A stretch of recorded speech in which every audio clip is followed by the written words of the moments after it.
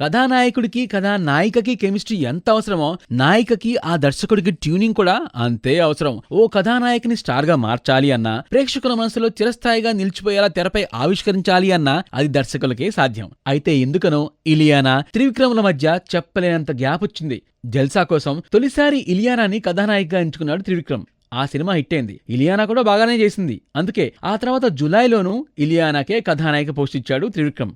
ఆ cinema hit అయినా ఇలియానాకి త్రివిక్రమ్కి మధ్య చెడింది. షూటింగ్ సమయంలో ఇలియానా త్రివిక్రమ్కి చుక్కలు చూపించిందంట.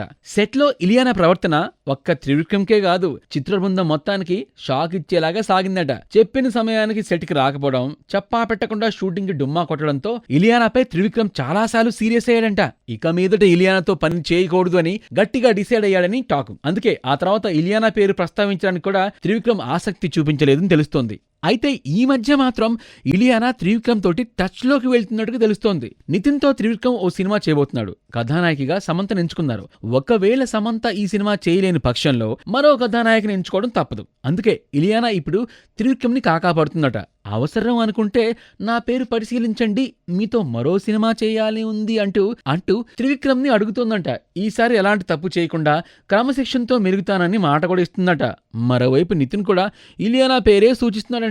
సమంత కాల్ షీట్లు దొరకని పక్షంలో ఇలియానాని తీసుకుంటే బాగుంటుంది అని చెప్తున్నాడంట. ఇలియానా నితిన్ల మధ్య మంచి ఫ్రెండ్షిప్ ఉంది. ఇద్దరు కలిసి గతంలో ఓ సినిమా చేశారు. అప్పటి నుంచి మంచి ఫ్రెండ్స్ అయిపోయారంట.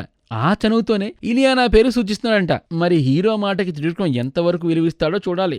ఇలియానా గనక త్రివిక్రమ్ సినిమాలో మరో ఛాన్స్ అందుకుంటే అది టాక్ ఆఫ్ ది టౌనే అవుతుంది.